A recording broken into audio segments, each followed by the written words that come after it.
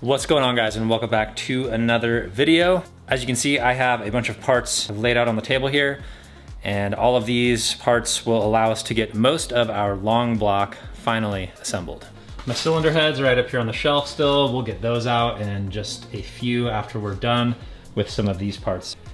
This is one piece that I'm really excited about and excited to have, the IAG oil pan. This is the competition series oil pan with all of the sort of internal baffling that keeps the oil just hanging around the pickup tube.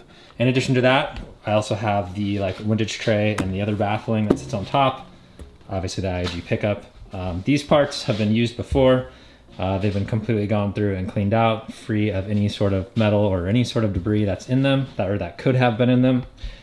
And yeah, they are going to pair perfectly with that pan. Comes with all of these new seals and hardware for it, so that should be nice. We have an OEM 11mm oil pump right there, new water pump, gasket, camshaft seals, and the seals for the oil pump, and then head gaskets. I was able to refinish my coolant crossover pipe, and I think that thing looks damn good, looking nice and fresh and brand new. So I'm gonna get started with some of this stuff first. I have the short block sitting over here. I had to go through and get a bunch of random items sorted on that before we could move forward, such as all of those access plugs for getting to the wrist pins. So all that stuff's all taken care of, and our short block is ready to go.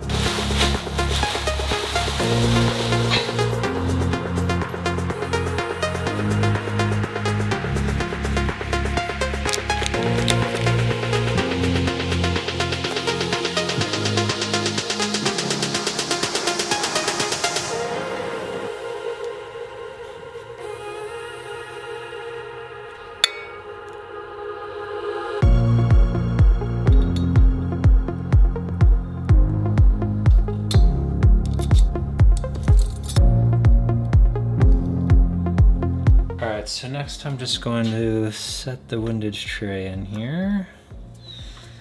This thing you can always tell the way that it goes because this little curve right here is meant for that piece. The pickup, yeah, it should fit just like this. And these should all be able to thread into their respective spots.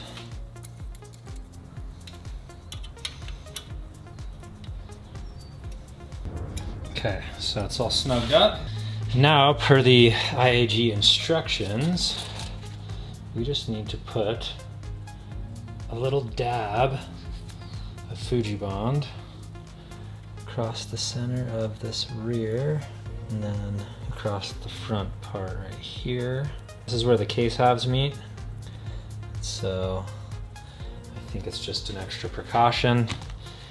The whole point of this seal is so that you don't have to do Fuji Bond around the entire thing. So let's throw this on.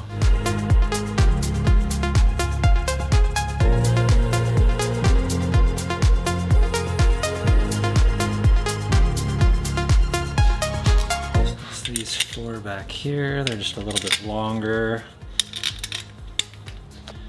All these other ones, all these slightly smaller size.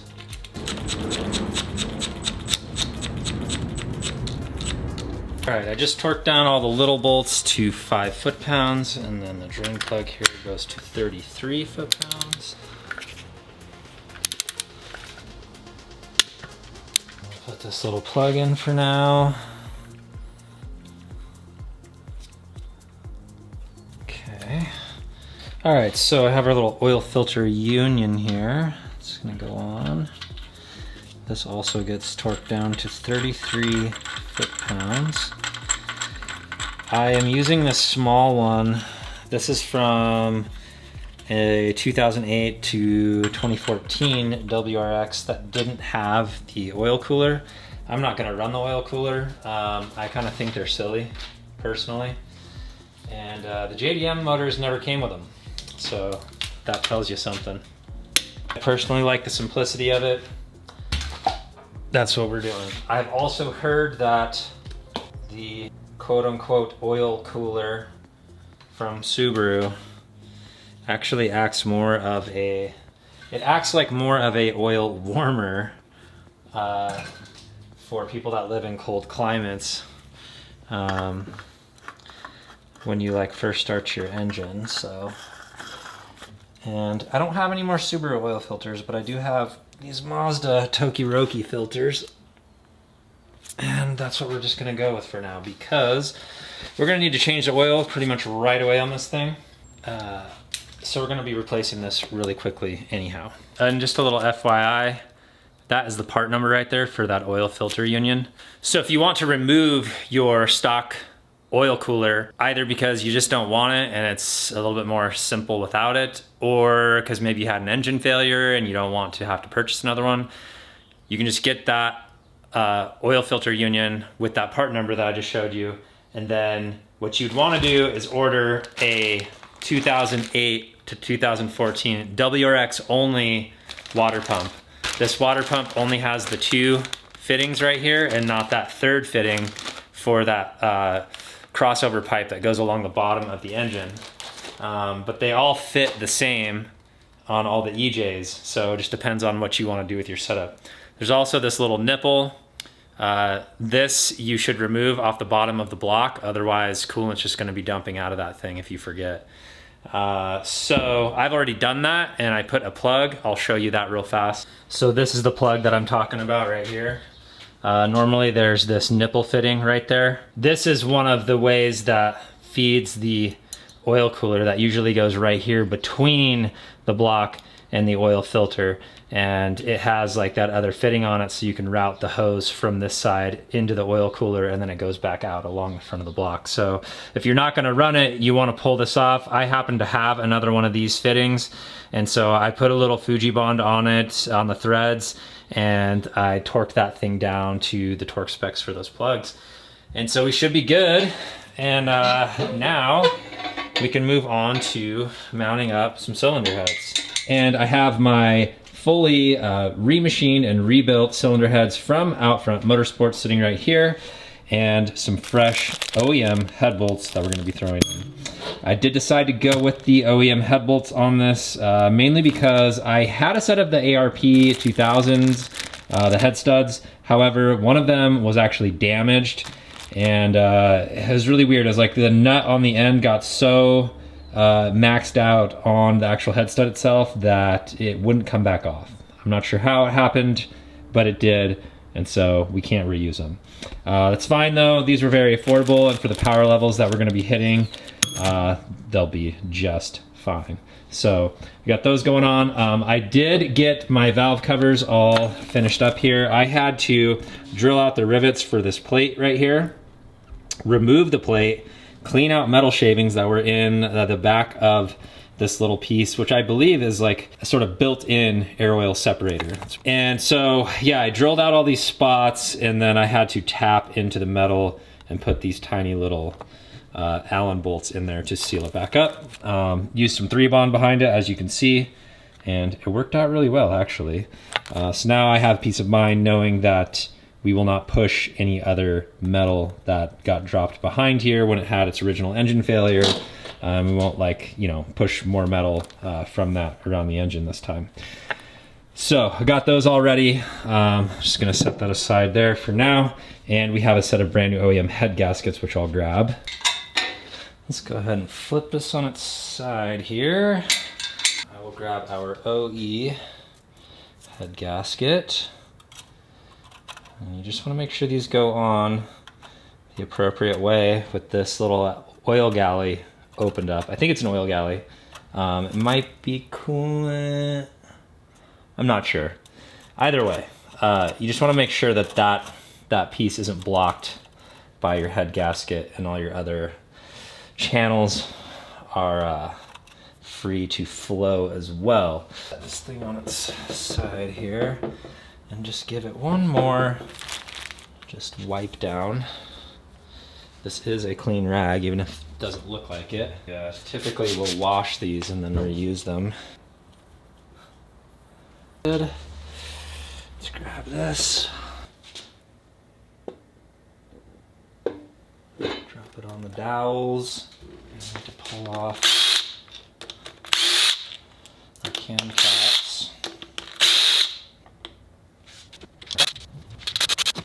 We'll probably use a little bit more assembly lube, just because these have been sitting for so long. A lot of the lube's kind of like spilled off, moved around. All right, so I'm gonna unpackage 6 of these, and then I have the FSM over here on my phone, and it says to apply a thin coat of engine oil to the washer and the bolt thread, and then we go through them in the alphabetical sequence on here. So I'll show you that in just a sec. There's a tightening, and then an untightening, and then a retightening sequence for this whole thing, for these bolts. And I think because these bolts stretch. All right, so I'm just gonna use this conventional O'Reilly oil that I have. It's nothing special. I'm gonna throw a little in the cap here. That way we can not only get some on the threads, but we can also get some on the washer. Now I'm just going to cinch these up.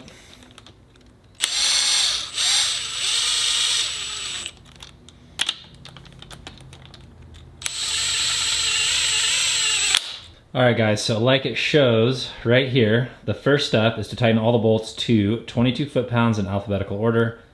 This kind of shows you the sequence right there. A, B, C, D, E, F. So we'll go through that in that order, 22 foot-pounds. Yeah.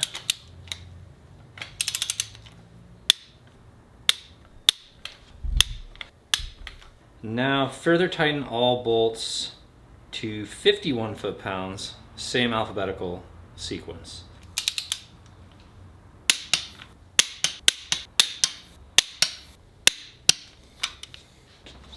Now let's see what the next step is. Now we loosen all the bolts by 180 degrees in reverse order of installation and loosen again by 180 degrees. All right, let's do it.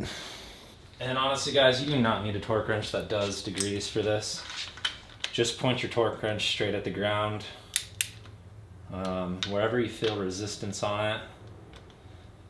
Like, so we got resistance right there. It's damn near straight up and down. We're gonna take it to just past straight up and down right here. There we go. And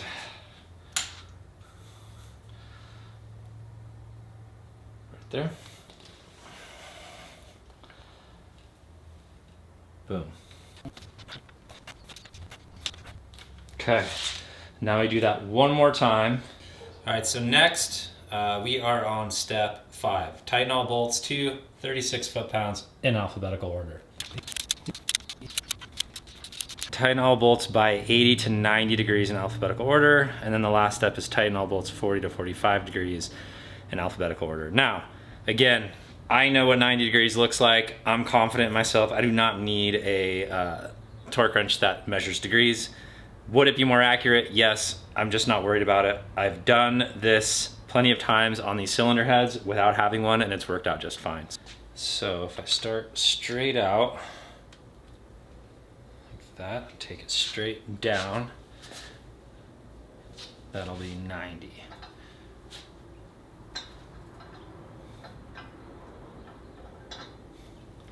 Just like that. And same thing, same order, but instead of going from sideways to straight down, we're going halfway, like that. Again, you can eyeball it. It's really not that big of an issue. Obviously, if you want to know if you're being super accurate, you can get a torque wrench that measures degrees. I don't have one, so this is what we're doing.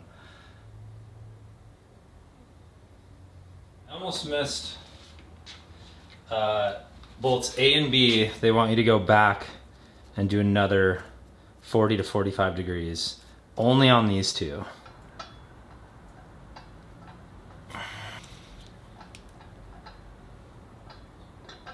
Okay. All right, let's put some more assembly lube on this.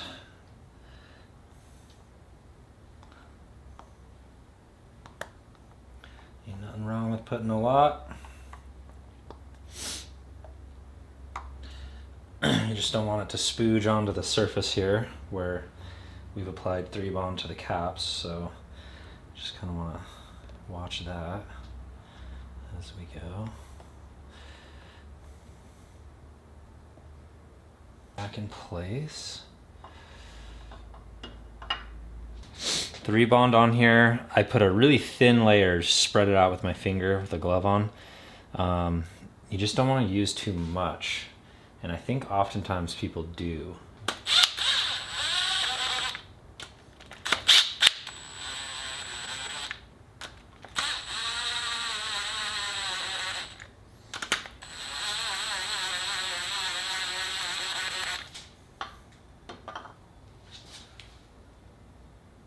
And this one as well, I got 3-bond on there. Nice thin coating, so we're not overdoing it. Cap on.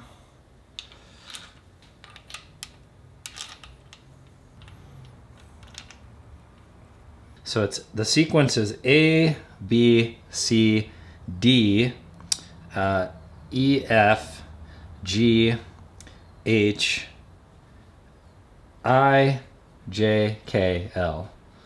And all of these ones over here, like, so basically all of the bolts on here besides the front ones, these all get torqued to 14.8 foot-pounds.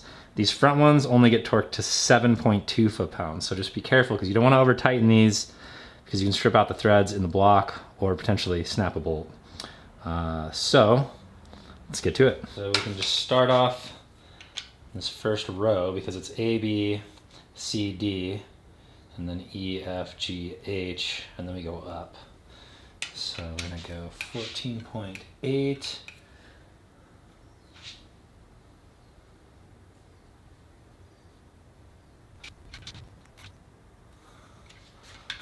And then 7.2.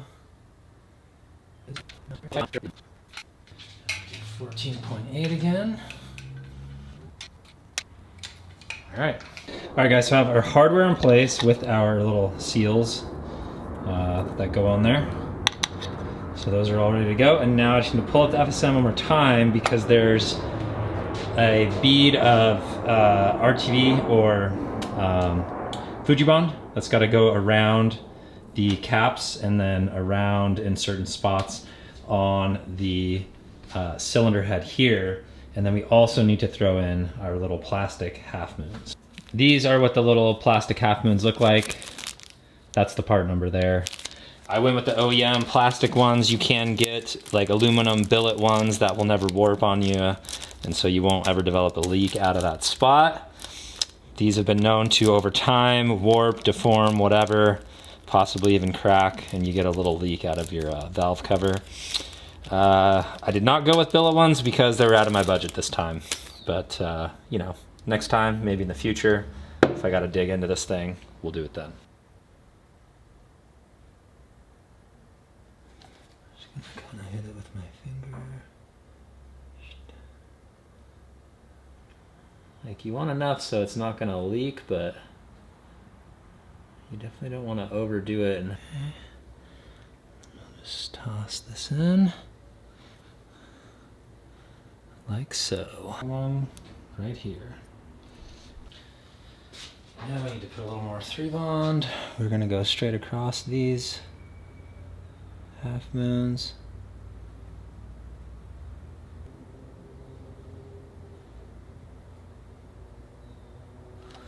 Then we come up over the cap right here.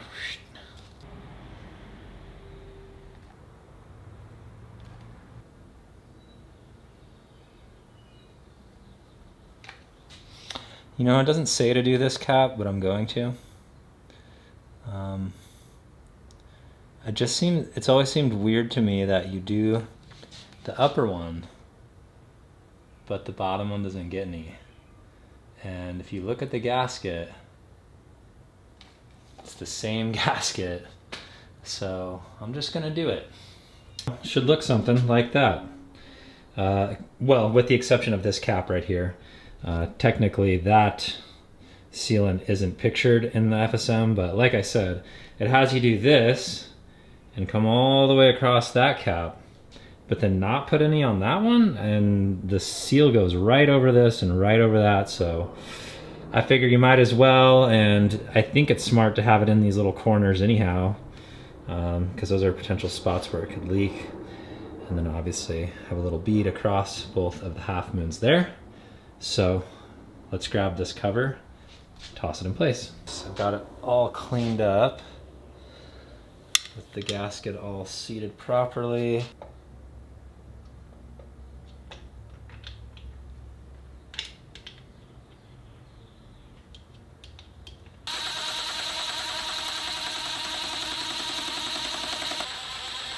Grab our trusty torque wrench over here.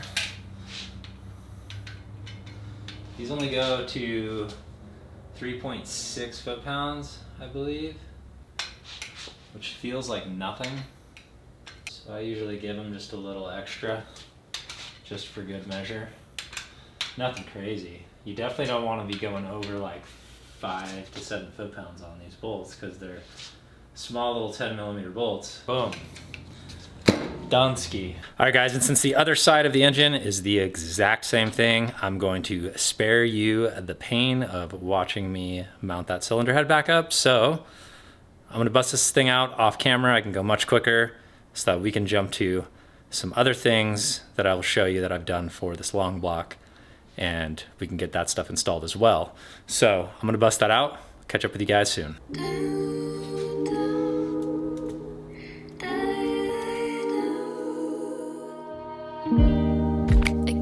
Stand the way you look at me. You got me reaching for something more. All right, guys, so this is where I am currently at. Just mounted up the filler neck tube. I'm getting the crossover pipe ready to go. I just reinserted this coolant line for it. I have mounted up the AVCS hard lines. I need to source some new crush washers though, so I'm not gonna tighten those down yet. This one is important to get in place before you mount the crossover pipe, so it's just sitting there. You just wanna make sure you get this screw in there.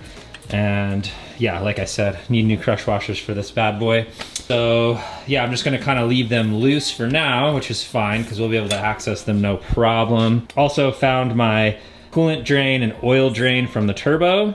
Oil drain was a little interesting. For some reason on this cylinder head, this is one of those ones that I had to source used because the one that I had that came with this engine had all of that gnarly scoring in the journals. So this one, for some reason, somebody tapped into the block back here and probably did like a 10 AN fitting or something like that, but I don't have anything like that here on hand. So basically the thing that I had to do with this is just like put a bunch of Fujibond on the end because it slid in a little too easily. Normally these are a press fit and they're very, very snug and you gotta really, really try hard to like fit that thing in there. So it's a little looser than I want, so I'm gonna have to keep an eye on that thing. I think it'll be good because as you can see, I got like a nice thick layer around the fitting. Because this isn't pressurized right here, I believe it'll be okay. It's just a gravity feed oil drain, so should be all right there. Other than that, that's pretty much all I've worked on. I've been cleaning up a lot of parts over on this table. Got our hard lines here. Those will go on next once we get the coolant crossover pipe installed. Yeah, I've been having to, like I had to source my hardware for my water pump and then the little cap that goes over the top of the thermostat. And just cleaned up some miscellaneous stuff. I had to clean this bad boy up, the dipstick tube, because it was like really greasy. So I think that's what we'll do next. New O-rings in this little bag that came with the IAG oil pan. So let's toss that in there because you definitely want to do, there's definitely a certain sequence to putting everything on the long block that makes it easiest. So, and I know that this is one of those things that if you do it now, it makes your life a lot easier later on. So let's go ahead and throw some new O-rings on that bad boy, get it installed, and then I think we will move on to the coolant crossover. All right, kind of set this aside. Let's get our O-rings out. Yeah, I really like that IAG throws a couple of these in there for you because these things tend to go bad, and usually in my experience whenever I pull one of these out of the pan it tears them. So I'm just gonna put a little bit of like assembly lube that will dissolve once it gets hot just around these so they don't tear when I push them in. All right, so just a little bit of lube on here. Don't need a lot, just wanna make sure I don't tear these brand new O-rings.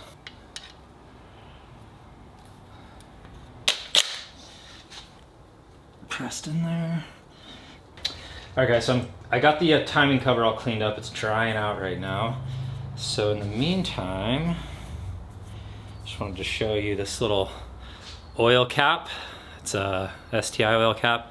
I actually just refinished it so we can throw that on the filler neck. It'd be nice to put on. I just did it in black. It had some weird like red anodize on it and it looked like crap. I don't know if this is an OEM. It's probably like some knockoff, but it looks good. It's all these little details, you know, that just make me happy. Cool. Toss in our dipstick. While we're waiting for that timing cover to dry, we can also, these O-rings put in. These are for the coolant crossover. There's your part number. Do not reinstall one of these without getting new O-rings. You will be pissed. This thing's really hard to get to when you have the manifold all installed and everything, and you just do not want to have a coolant leak right out here on the block after you get everything all reinstalled in the car and up and running. So you definitely want to replace these bad boys when reinstalling that crossover pipe. These are really cheap and they will save you a lot of anguish and unnecessary stress. Get you some O-rings. Do not drop the bolt into the coolant chamber. Come on.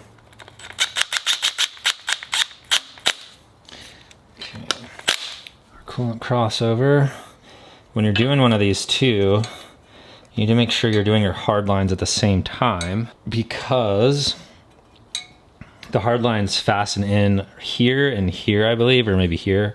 So right here and right in the front. So you don't want to fasten this down until you have this in place. I actually had to feed these through behind the filler neck tube. When this water pump gets fastened on, these are the two hoses that connect up to those two ports. Now that we have that all in place, we can go ahead and find the 10 mil bolts for these spots, as well as for the coolant crossover.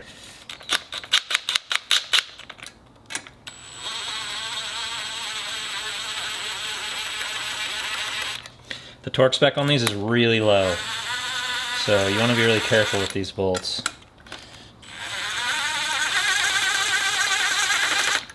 And these only get torqued down to 5 foot-pounds. And you want to be careful because these things will snap right off. I've actually done it. Just thinking that I wasn't tightening them enough. Just be careful, that's all I'm saying. As long as you have those new O-rings in, you shouldn't need any RTV or anything like that. I've seen different comments on like the forums and stuff that are pretty old where people say like, put some RTV on it. And that is not what the service manual says to do. Water pumps next, there's your part number. Throw this in place. And before I even cinch those down, let's throw its timing cover back here. We'll just throw these in, just to keep this from moving around.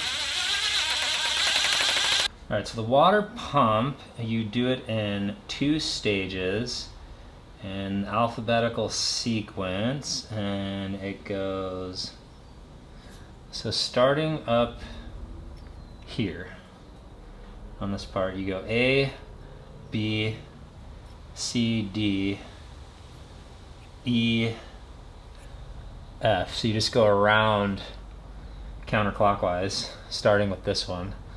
First stage is 8.7 foot-pounds, and then it says second stage 8.7 foot-pounds. That's really, well, whether I think it's weird or not, we do not argue with the FSM. So,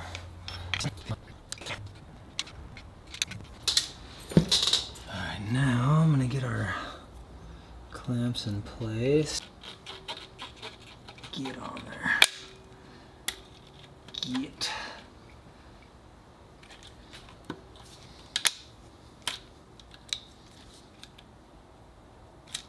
Alright, so we got our little seal, our thermostat here.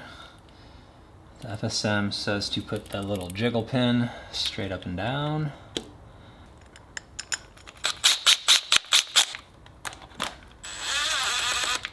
These also go to 8.7 foot-pounds.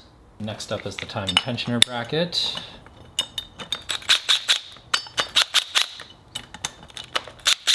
Torque to 18.1 foot-pounds.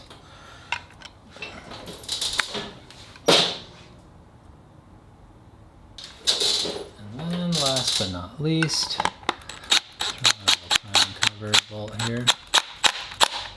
All right, guys, so it's oil pump time, which means I have removed the backing plate off this bad boy.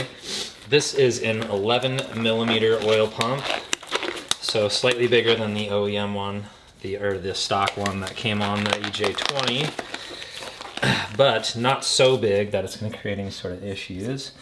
So the way I got this off was I used my high torque impact. I have a very thick boy Phillips, and I just put a lot of pressure on it. I only had this thing turned up to 1 right here, so only at 1, and it pulled them right out super easily, which makes me think that doing this is definitely worth the time, because I guess these screws have a tendency to back out. So not only are we going to pack this bad boy with a bunch of Vaseline here, but you're also going to put some red Loctite thread locker on the screws before we put them back in, so that way this plate can never back out. I guess this allows you to build oil pressure a lot easier on first start. So that's the reason most people do it. Not sure if you can hear that, but someone's out there just honking their horn like a maniac. Just kidding, it's someone's alarm, obviously, but even still. Turn that shit off, would you? All right, so I'm just cleaning up the excess around the mounting surface here. And we'll put our plate back on. It can only go one way, so you don't need to be concerned about that part of it. So.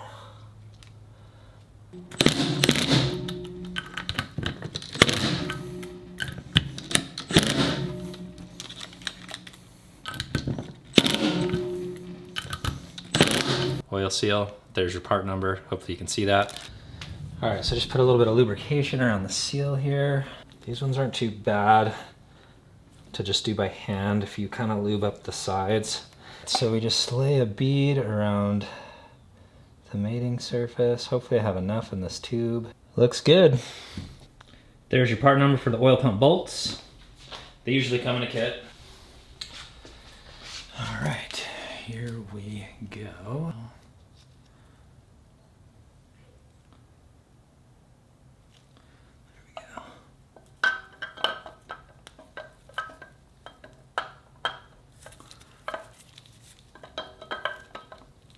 Sheet along the front. There it goes. All right, let's get her nice and mated. Guys, bad news. I totally forgot that O-ring. I have to pull this off. It's off. I just ended up spreading around the 3-bond with my finger on the engine block because it seemed like the most reasonable thing to do. This is the part number for the O-ring I'm talking about. It goes right here. Can't believe I forgot that. I'm such a dum-dum. It's all good though. I'm glad I remembered it now and not like way down the line after I got all the timing put in place, timing belt thrown on, etc. And like, shoot man, glad I didn't like throw the freaking engine in the car. Shall we?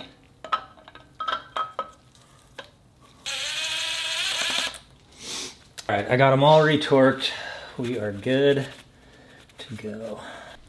All right guys, so that is unfortunately where I will need to wrap up this video. I want to keep working on this, but there are a few things holding me back, such as those banjo bolt crush washers that I need to replace. The one on the driver's side, I won't be able to access unless I can move that back timing cover a little bit. Yeah, so as you can see, there's not a lot of space back there to get that bolt. So I need to be able to pull that timing cover out. I did do a quick little mock-up with the outer timing covers just set in place and our RCM TGV deletes with our refinished fuel rails and refinished manifold. And damn, that thing's gonna look real nice. She's already looking pretty spicy. So pretty stoked how that's turning out. The other thing that's holding me back is I cannot do the timing on this engine yet because I need to find a USDM crankshaft sprocket. The reason being is that this is a JDM one.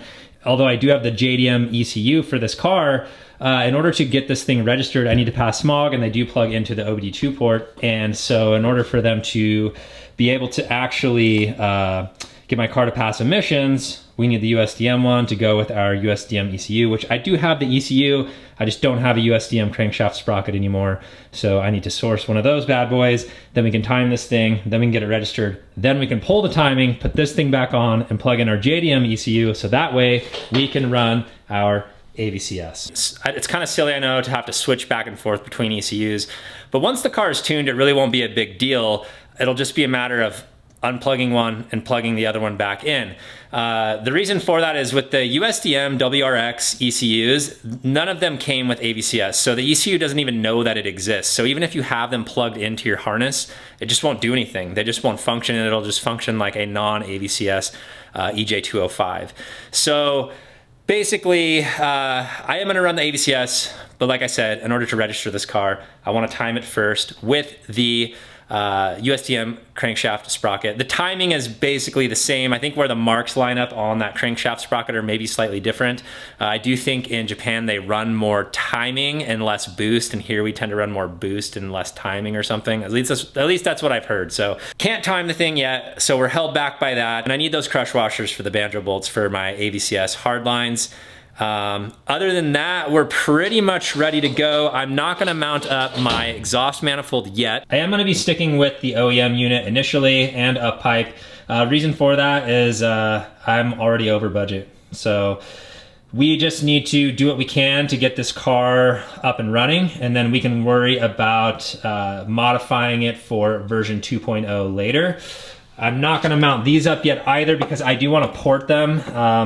I saw some videos of people actually porting these out, and if you look, you can see like where the black kind of border is, and that's because the gasket actually sits outside of that little space, and so you have a lot of room to actually port these out and not have this weird step off. It'll just be like one smooth like inlet port, and so I would like to do that. I mean, I'm sure I won't pick up like a ton of flow, but it's free horsepower, guys, so come on. And I've never done that before, and I wanna share that experience with you guys and show how I do it in case any of you are still running the OEM manifold and you would like to pick up some free horsepower as well. So I'm not mounting that yet. In the next video, we'll tackle a lot of this stuff that we need to wrap up, as long as I can find that crankshaft sprocket, which I don't think should be too hard to source. One more thing I'd like to share with you guys before I go is I did get the freshly rebuilt gearbox installed in the car.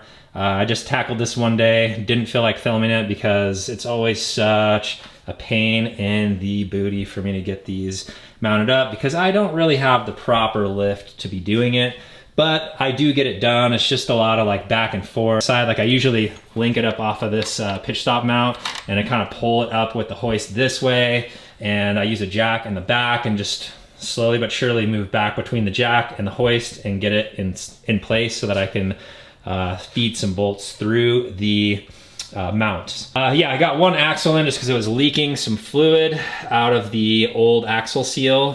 So I put in a new axle seal and we plugged it up with the axle. I still got to do that on this side. It's got a slight leak out of this side as well, so I need to do that soon actually, so I stop losing transmission fluid. Aside from that though, where it was letting oil out from those old seals, it's not leaking from anywhere else in the gearbox, and I filled it with whatever I think it's like 4.7 quarts or something. Don't quote me on that. That might not be the exact volume, but whatever the volume was, I looked it up in the FSM and did that. And yeah, not leaking from any of the seams where I had to use sealant or anything like that. So I was really happy about that. Yeah, I just want to share with you guys that we do have that installed. So once we get this engine finished, we can drop it in, we can fill it with oil, we can hook up a battery, starter, all that, and try to go for a first start and see what happens. Really looking forward to that. Also pretty nervous about that because this is my first short block build. So anyway, guys, I will be out for a while. My wife and I are going on a family vacation to the Mediterranean, so that will be sick, and I will make sure to film a little bit of B-roll for you guys to see when I get back so you can live vicariously perhaps. Anyways, that's all I got for now, and until next time, peace everyone.